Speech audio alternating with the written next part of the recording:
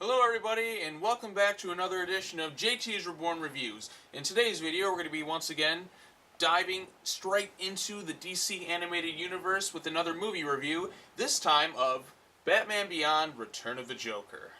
Set in the DC animated universe, Batman Beyond: Return of the Joker is based on the TV show of the same name that ran from 1999 to 2001. The storyline of Batman Beyond is set in the future, years after Bruce Wayne gives up the mantle of being Batman and follows the adventures of a teenager named Terry McGinnis as he takes on the role of Batman while working with Bruce Wayne. Now, as you can clearly tell, I really love this show. The cast is great, with Will Friedle voicing Terry McGinnis, and Kevin Conroy reprising his role from the other DC animated shows as an older, more, edgier, cynical Bruce Wayne. The dynamic between the two characters is great. The show is fantastic. It's got great sense of humor, it's got a sense of edginess to it that other kid shows didn't have at the time, and most importantly, great storylines to go along with it. Maybe I'll do a review of the show one day as a whole, but for right now, we're just here to talk about the movie. In Batman Beyond: Return of the Joker, we see the return of Batman's greatest foe years after he was thought to have been dead. Mark Hamill once again reprises his role as the Joker, and as always, he does an amazing job. There are two versions of this movie that were released. There's the uncut PG-13 version and the edited version, which kind of de-PG-13s it. For the most part, both movies are pretty much the same thing, except for one key flashback scene, which is my favorite part of the movie, and what happens in the edited version substantially changes things drastically, if you know what I mean when you see the movie. It's quite daunting what they do in that flashback scene. Now, in terms of where I would rank this movie against the other DC animated universe films, Mask of the Phantasm, Sub-Zero, Return of the Joker, and Mystery of the Batwoman, I would have to say that overall, Mask of the Phantasm is a stronger movie, but this one, Return of the Joker, that is, has the highest peak in quality. And what I mean by that is there's one scene in Return of the Joker that tops any scene in Mask of the Phantasm. But either way, both movies are very close in quality. Now, at this point in the review, I'm going to get into spoilers because I feel like I can't really talk about this movie without getting into spoilers. So, if you haven't seen the movie, be sure to go and watch that and then come back and watch the review. After all, the entire movie, uncut, I might add, is on YouTube and it's uploaded in like 9 parts or so. So, there's really no reason you can't just sit down and watch the movie. Even if you watch like one clip a day, it'll take you a few days, but you can get it done. So there's no reason not to watch it. So anyways, I'm getting into spoilers, so you've been warned. So let's get into full, nitty-gritty spoilers in this movie. Alright, so the movie begins with Batman, Terry that is, trying to stop the Joker's gang from stealing some new advanced technology. Batman stops the robbery, but the Jokers manage to escape, where we find out that they are in cahoots with someone claiming to be the infamous Joker. Anyways, after that scene, we see Bruce and Terry attending a Wayne Enterprises thingy where the Joker makes his grand entrance to the public. Hello, Gotham. Joker's back in town. It's a great scene. The reaction Bruce has sells it all perfectly. He's in shock and doesn't believe that it's really the Joker, but what makes it more interesting is what the Joker says to him. Can't be. Oh no, your old eyes do not deceive you, Brucey. After all, who know me better than you? What I really love about this scene is just, it adds to the fun and mystery of the movie. For one thing, we're just like, oh shit, the Joker knows that Bruce Wayne is Batman, or at least was at the time, they were younger, so you're left wondering, how did the Joker find out this information? What led to it? Because Bruce Wayne, he's been closed off for pretty much everybody until Terry McGinnis showed up. Something happened years ago that really cut Batman off from everybody, and it had to do with Joker. And part of the fun of this movie is trying to figure that out, and, when we eventually see the infamous flashback scene, I think it really adds, an extra layer to this already, strong, compelling narrative going on in the film. Anyways, after that scene where the Joker shows up, Terry tries to ask Bruce about the Joker, and Bruce basically tells him to drop it, and he asks Terry to give up being Batman. Terry tries to tell him that, it's him making up for past sins, and that putting on that suit helps him with that, and that being Batman is what he wants. So Bruce, of course, being, Bruce, basically tells Terry, you're a stupid kid, none of you knew what you wanted. And at that moment, Terry just drops the suit, throws it at him, he's like, you know what, screw you, Bruce, I'm quitting. And then so Terry leaves, and Bruce is just left with, just the suit and nothing else. Afterwards, Bruce is alone in the cave with Ace, where he is then attacked and hit with some Joker toxin. Meanwhile, Terry is out partying with his girlfriend Dana and is attacked by the Joker's gang. He manages to fend them off and tries to contact Bruce, but he gets no response, which is strange considering that Bruce is always home at night in the Batcave.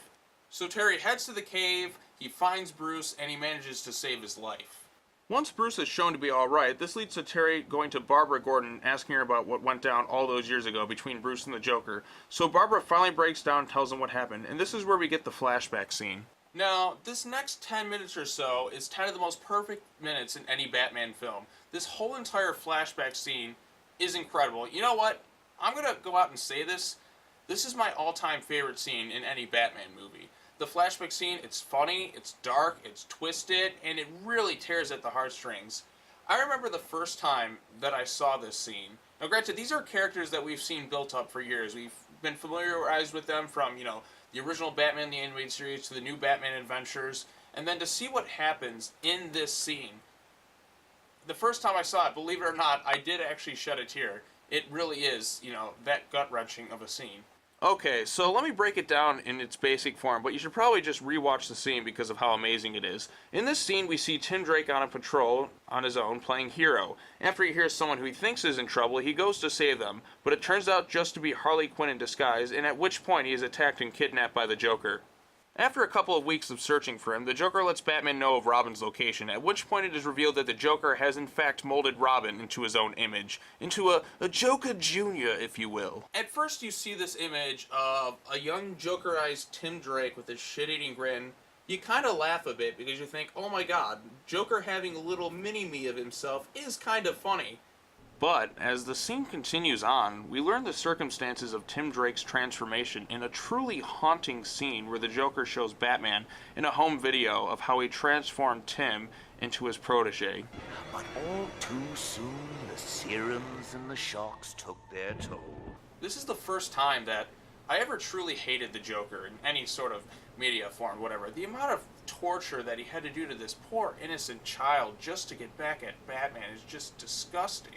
And it's not like this is any random character. This was Tim Drake, who was my favorite character from the new Batman Adventures. I remember when I was a little kid, all I wanted to be was the Tim Drake Robin from the show. I used to run around my little Robin pajamas, and after seeing the Joker inflict this much horrific torture on him, it made me a little teary-eyed.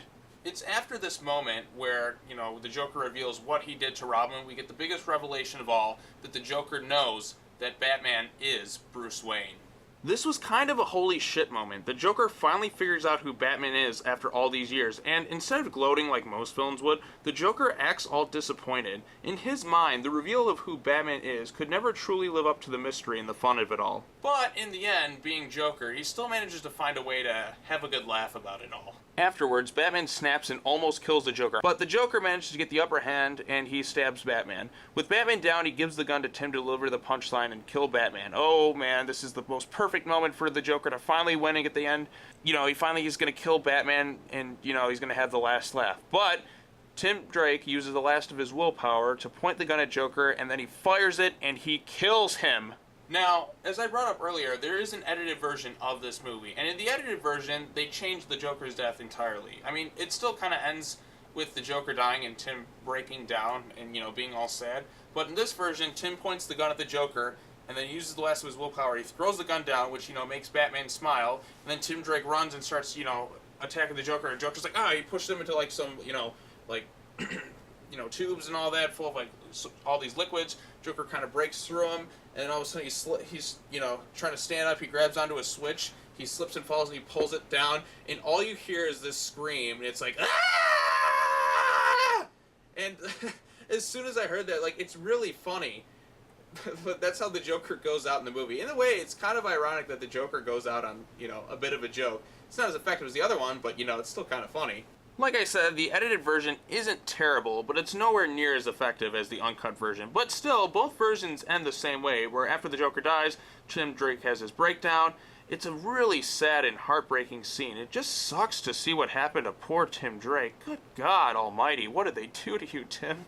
You poor thing. As far as the final confrontation between Batman and the Joker goes, this is pretty much as good as you're ever going to get. I think the only thing that I would change to this scene is I would have found some way to work Nightwing into these flashbacks. I mean, it would have been the perfect opportunity. You would have had Bruce Wayne, you would have Batgirl, and because he can't find him, Bruce looks to Nightwing, hey, I need your help to find this.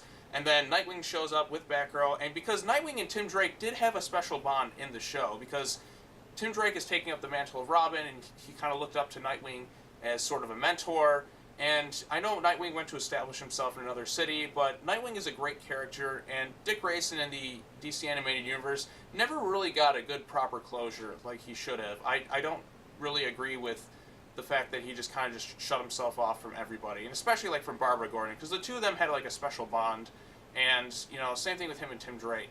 I really wish they would have worked Nightwing into this flashback scene, because it would have been more effective, because you would have had the whole group there, the four leads of the new Batman adventures, all together at once, and just seeing like his reaction. Maybe this is what drives Nightwing away, just like, oh, you shouldn't have let him out on duty, and then I think it could have been a little bit better if you would have added that. But other than that, from what we got, this is my favorite scene in any Batman movie. I mean, just the emotions, just the fact that it's Kevin Conroy and Mark Hamill playing the same characters that we've known for years. It really has like a strong history to it, because we know these characters, we know these actors in these roles, and seeing their final confrontation in this universe makes it all the more effective. After the flashback scene, we're provided with several red herrings as to how the Joker can still be alive, including some dude named Jordan Price, voiced by Mark Hamill, but it turns out that all of those are bullshit, and we found out that the Joker is in fact Tim Drake. Utilizing cutting-edge genetics technology, which I had pinched here and there, I encoded my DNA on a microchip and set it into Bird Boy's bird brain. So after the reveal, Terry and the Joker have a little battle, and you know what? It is pretty enjoyable to see Terry be kind of a dick to the Joker, and the way that he gets rid of the Joker permanently on kind of a gag, in a way that the Joker would pull off, is pretty funny. And it is pretty satisfying to see the Joker go out in this fashion. I mean, his death scene was more definitive, but, it was still fun to see him back and just to see a clever twist on the whole thing. Afterwards, Tim is taken to the hospital, and in the end, Bruce goes to reconcile things with him and Barbara, although I do wish Dick Grayson was here. It would have made it a little bit more effective. And the movie ends up closing with Terry McGinnis going off and doing more Batman things, and continuing on with the show, which would eventually end in an epilogue episode of Justice League. And yeah, that's the end of the movie. So that was Batman Beyond: Return of the Joker, which is an incredibly well-crafted Batman animated movie. It's definitely one of the best out there. Even though the movie peaks with the flashback scene, I feel as though the rest of it is still really good. Mark Hamill, of course, steals the show as the Joker, giving one of the best performances that he's ever done, and the rest of the cast is great as usual. I've always been a big fan of Batman Beyond, and considered it to be one of the best shows in the DC animated universe, and this movie really helps to add to that legacy.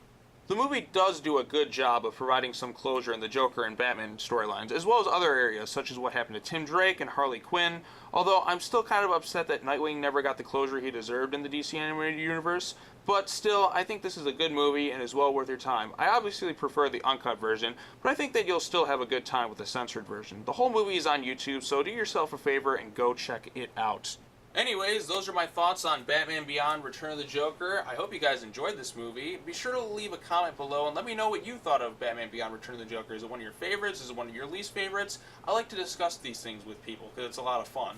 So I think for the next Batman or DC animated review, I'm going to go ahead and talk about this one here.